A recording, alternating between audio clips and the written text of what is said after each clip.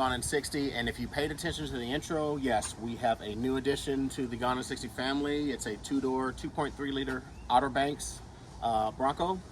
Originally, it was going to be mine, but Miss Gone in 60 has taken a claim to it, so the four-door will be mine.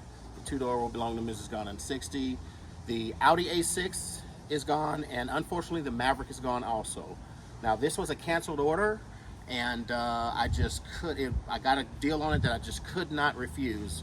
So stay tuned. There's wheels and tires coming. There's a couple other small little things that we're going to do to it. Okay, so I know what's coming next. You're like, isn't that 3 Broncos you've had?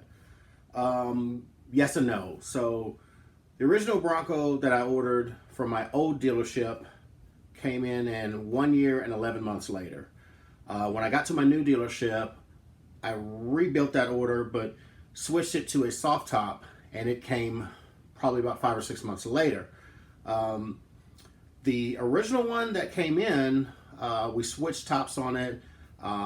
It's with a new owner now, and so we're back down to 1 Bronco until this cyber orange two-door that we just bought.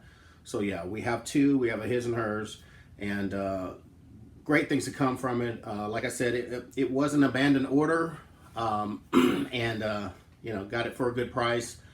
And definitely, I mean, when is there too many Broncos? I mean, how can you ever have too many?